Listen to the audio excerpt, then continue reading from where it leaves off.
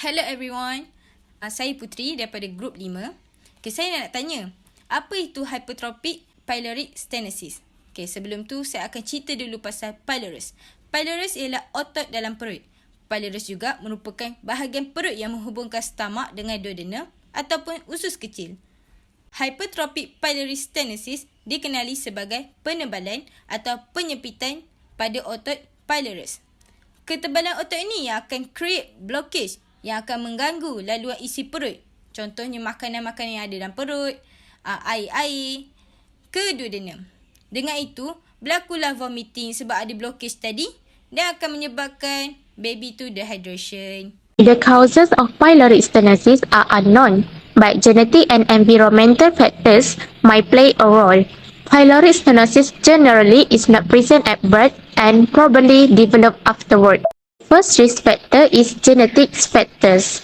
Descendant family who had got history about pyloric stenosis more risk to be affected between the descendant family who had none related with this disease.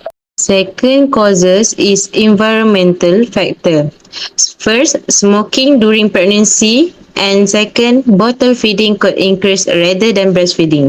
Symptom of hypertrophic pyloric stenosis. Dehydration. Baby might cry without tears or might find changing fewer wet diapers or diapers that aren't as wet as expected. Second is vomiting. Baby may vomit forcefully injecting breast milk or formula up to several feet away. This is known as projectile vomiting. Third is weight loss.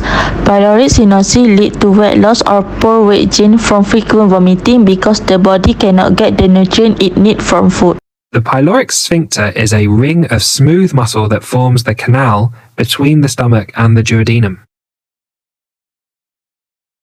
Hypertrophy, which is thickening and therefore narrowing of the pylorus, is called pyloric stenosis. This prevents food travelling from the stomach to the duodenum as normal. After feeding, there's increasingly powerful peristalsis in the stomach as the stomach tries to push food into the duodenum. Eventually, the peristalsis becomes so powerful that it ejects food into the esophagus, out of the mouth and across the room, and this is described as projectile vomiting.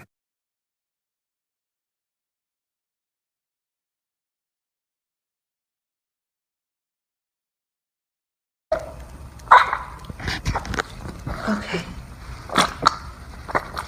Okay. It's okay.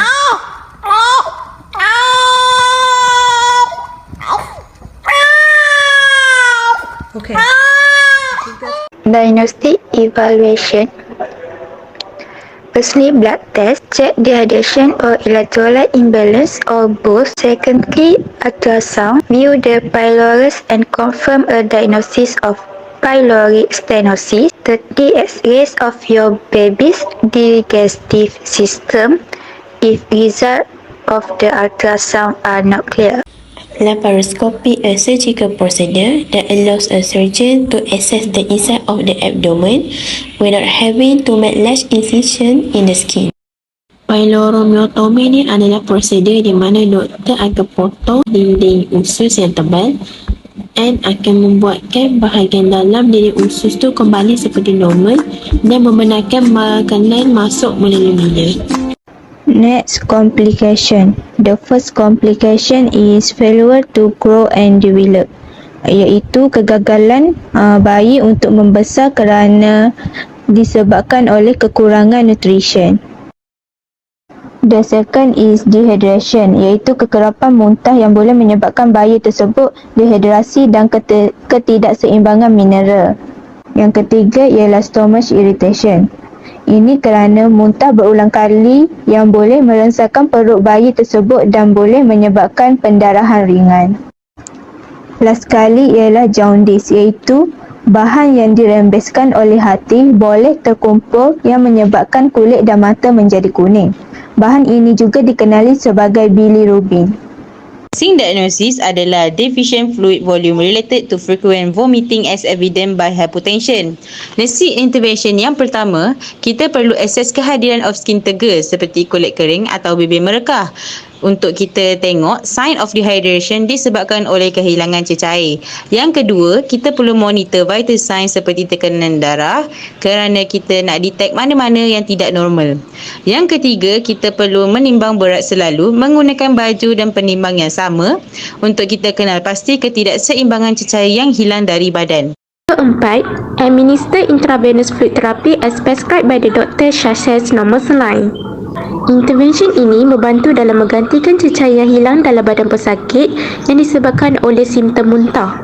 Kelima, monitor the IO chart of the patient.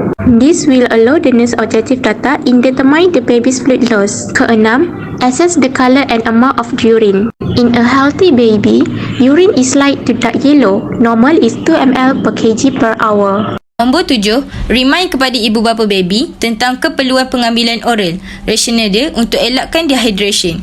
Nombor 8, encourage ibu bapa baby tentang kepentingan oral hygiene, rasional dia, attention kepada oral care boleh kurangkan ketidakselesaan mulut kering pada baby. Nombor 9, educate parents tentang sebab dan kesan apabila hilang banyak cecair dalam badan baby. Rasional dia, knowledge yang cukup dapat membantu parents dalam penjagaan baby mereka. Nursing diagnosis, risk for impaired skin integrity related to fluid and nutritional deficit. First, assess the overall condition of the skin. Rationally, a healthy skin should have a good record and indication of moisture and provide baseline data for possible intervention for the nursing diagnostic risk for impaired skin integrity. Second, monitor vital signs such as blood pressure, temperature, and pulse rate. Rationally, measure sign of dehydration. Third, administer IV fluid such as half saline, rational to moisten the skin and avoid dehydration. Fourth, maintain adequate nutrition and fluid intake. Rational, child will have breast milk from a bottle for the first few feedings. It's important to accurately measure the amount and avoid dehydration. Feedings of formula thickened with infant carrier and feed the infant slowly while he or she is sitting in an infancy or being held upright. Next, monitor patient weight daily, rational to determine a patient nutritional requirement. Seterusnya ialah assess for edema. Rational, skin tightened, tauli or edematous tissue is at risk for impairment. Last, promote skin integrity. The infant is repositioned, the diaper is changed and lanolin or A and D ointment is applied to dry skin areas.